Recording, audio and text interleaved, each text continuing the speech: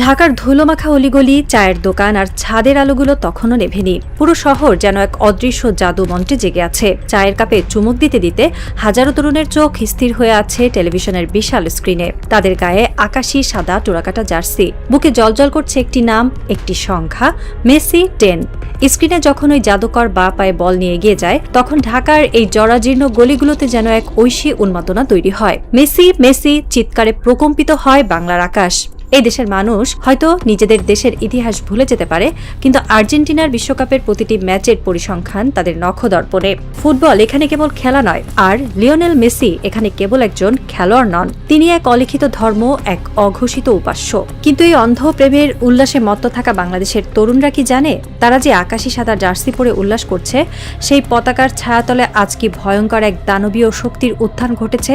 তারা কি জানে যে দেশের জয়ে তারা চোখের জল ফেলে, সেই দেশ আজ কাদের কাঁধে হাত রেখে ফিলিস্তিনিদের শিশুদের রক্ত নিয়ে হোলি খেলছে?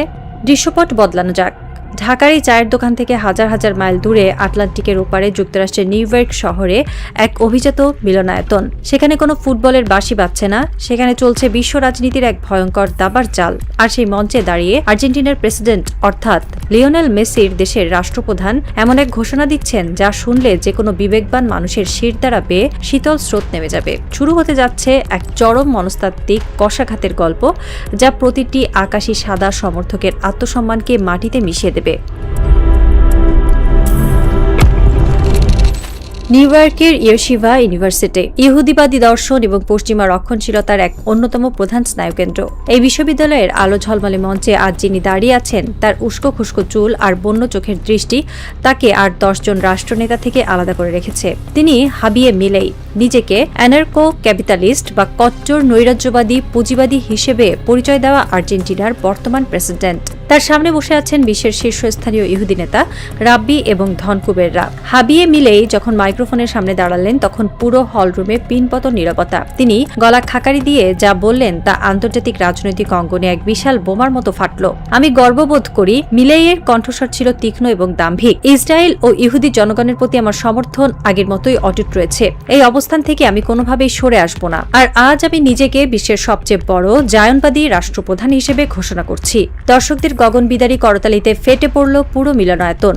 আর্জেন্টিনার রাষ্ট্রপ্রধান, যে দেশটিকে বাংলাদেশের কোটি কোটি মানুষ অন্ধের মতো ভালোবাসে, সেই দেশের সর্বোচ্চ নেতা আজ নিজেকে সবচেয়ে বড় ইহুদিবাদী হিসেবে গর্ব ভরে ঘোষণা করছেন। যে মুহূর্তে ফিলিস্তিনের হাজার হাজার ফিলিস্তিনি শিশু, নারী ও বৃদ্ধকে ইসরায়েলি বাহিনী নির্মমভাবে হত্যা করছে, যে মুহূর্তে পুরো বিশ্ব ইসরায়েলের এই বর্বরতার বিরুদ্ধে রাস্তায় নেমেছে, ঠিক সেই মুহূর্তে আর্জেন্টিনার প্রেসিডেন্ট তেল আবিবের পাশে দাঁড়িয়ে তাদের পিঠ চাপড়ে দিচ্ছেন। তিনি শুধু সমর্থন দিয়েই থামেননি, তিনি এই সমর্থনকে এক ধর্মীয় উন্মাদনার পর্যায়ে নিয়ে গেছেন।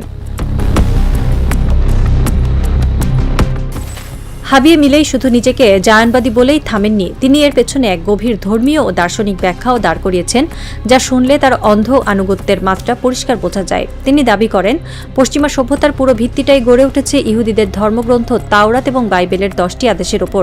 তার মতে, জীবন, স্বাধীনতা এবং ব্যক্তিগত সম্পত্তির মতো আধুনিক বিশ্বের যত মৌলিক অধিকার রয়েছে, তার সবই এসেছে ওই ইহুদিবাদী দর্শন থেকে। তার কথায় এক ধরনের হিপনোটিক বা সম্মোহনী সুর ছিল। তিনি